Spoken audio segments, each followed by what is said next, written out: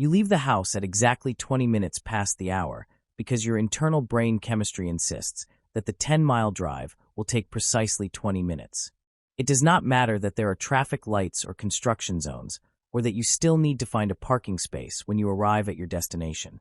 You are locked in a silent daily battle with the clock, and you are losing it because you believe that managing your time is a matter of pure optimization.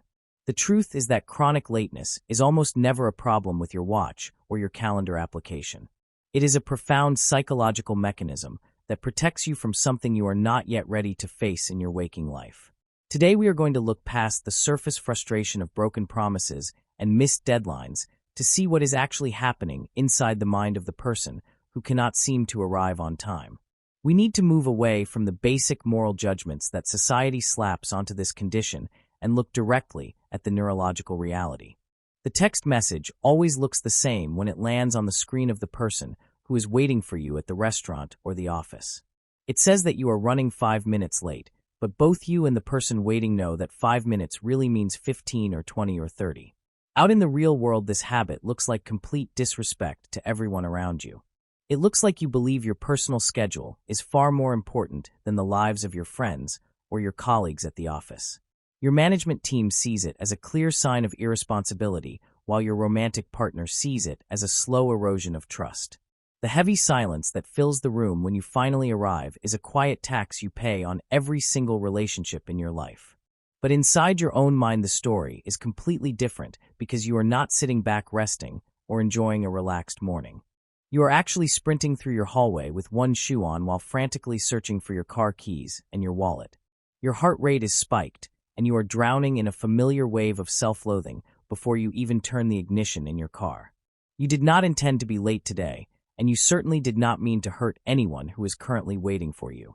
You are trapped in an exhausting loop where you feel like an absolute villain on the outside while feeling like a desperate victim on the inside. You are constantly apologetic, but the apologies start to taste like ash because you know you will do it again tomorrow. We are taught to believe that punctuality is a simple moral choice that requires nothing more than self-discipline and a better calendar app on your smartphone. We tell ourselves that people who are always late simply do not care about others, or that they are naturally disorganized and lazy. But this common assumption completely misses the deeper structural reality of how our brains process transitions from one emotional state to another. Chronic lateness is not a behavioral failure or a lack of respect for your peers. It is actually a symptom of an internal funhouse mirror that distorts the actual space between where you are currently sitting and where you need to be. To understand this distortion, we have to look at how you learned to handle transitions during your childhood upbringing within your family dynamic. Many people who struggle with punctuality grew up in environments where their personal time was either hyper-regulated by anxious adults or completely chaotic without any predictable rhythms. When every single minute of your early life is monitored by an overbearing parent or disrupted by family instability, you unconsciously develop a deep need to reclaim absolute control over your own transitions. Leaving the house becomes an emotional battleground because stepping out the door feels like surrendering your safety to the demands of the outside world. Let us look closely at the households where perfectionism was the underlying law of existence. If you grew up with a parent who demanded that everything be flawless, you quickly learned that arriving anywhere was a source of immense performance anxiety.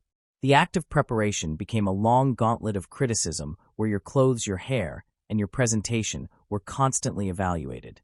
In response to this pressure, your childhood self learned to delay the departure as a way to shorten the duration of the anxiety.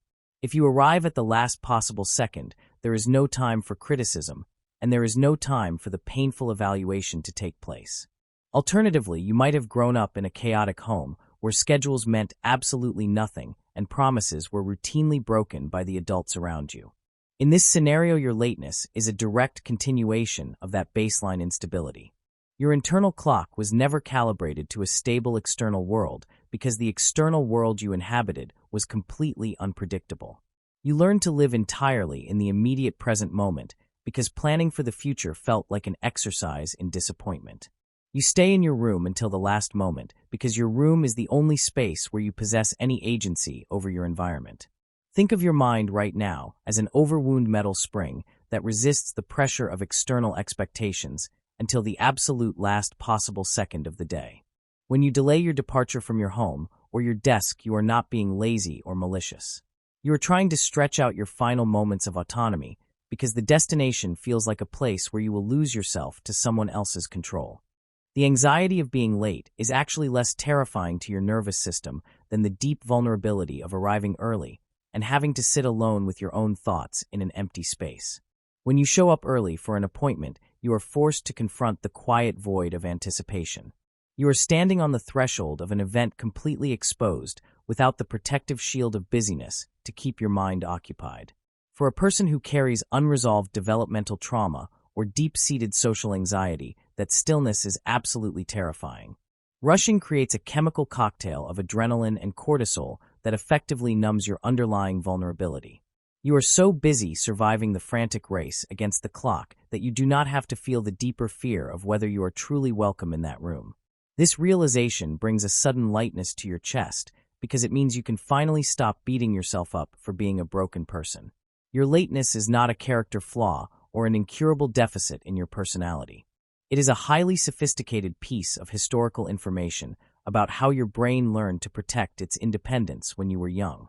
When you reframe this difficult behavior as a defense mechanism rather than a moral failure, the heavy burden of shame begins to lift from your shoulders. You can look at your watch not as a judge that condemns you, but as a tool that connects you to the world around you. The real danger of leaving this pattern unexamined is the steady accumulation of invisible damage to your professional life and your personal world. When you continuously show up late to your workplace, the management does not see your internal struggle or your childhood history. They simply see an employee who cannot be trusted with critical responsibilities or high-stakes client interactions. You are passed over for promotions not because your work is poor, but because your presence is unpredictable. In friendships, the consequence is even more severe because your loved ones eventually stop relying on your word. They stop inviting you to things that matter, and they pull back their emotional investment to protect themselves from the constant sting of feeling abandoned by you. Let us trace the path of a friendship that dies from 1,000 small delays. It starts with brunch dates where your friend sits alone at a table for two, scrolling through their phone, trying to look like they were not stood up. It moves to birthdays where you miss the main toast because you were hunting for your wallet at home. Eventually, your friends stop texting you about spontaneous gatherings because they assume you will either miss the window or arrive as the event is winding down. You are slowly exiled from the community you love, not because they hate you, but because they are tired of feeling invisible in your presence. To break this cycle permanently, we need to look at a simple 3-step reflective framework that focuses on your emotional architecture rather than time management tricks. The first step is what we call identifying the transition anchor in your daily routine. Notice the exact moment when you decide to do one last quick task before you walk out the door. It might be answering an email or folding a piece of laundry or checking your reflection in the mirror for the 4th time. This last-minute task is an anchor that your brain uses to delay the discomfort of moving from your safe space into the unknown world outside. You must catch yourself in the act of engaging with this anchor. When your brain whispers that you have just enough time to empty the dishwasher before you catch your train, you must recognize that voice as an expression of fear. It is your anxiety trying to plant its feet in the ground to resist the forward momentum of the day. Acknowledge the anchor for what it is and choose to leave the dishes in the sink. The world will not fall apart if that chore remains undone, but your relationships might suffer if you choose the chore over the person waiting for you. The second step is to practice acknowledging and tolerating the empty space of early arrival. We must learn to tolerate the specific discomfort of sitting in a parking lot or a waiting room for 10 minutes without a digital distraction. For a chronic latecomer, that empty time feels like a void or a waste of productivity. But that quiet space is actually where your nervous system learns that it is perfectly safe to exist without rushing through the world. It is a sanctuary where you can transition from your private internal thoughts to your public external interactions without a violent crash. Imagine what it would feel like to arrive at your next meeting 10 minutes before it starts. You walk into the building with a normal heart rate. Your palms are dry and your breath is steady. You have time to hang up your coat and pour a glass of water. You can look around the room and ground yourself in the physical environment. This is not a waste of time. This is an investment in your dignity and your peace of mind. You are giving yourself the gift of a landing strip instead of forcing your mind to perform a crash landing every single time you arrive. The third step is rewriting your departure narrative by decoupling your sense of freedom from the act of delay. You can find your autonomy in the choices you make during the middle of the day rather than fighting for it at the front door when the clock is ticking.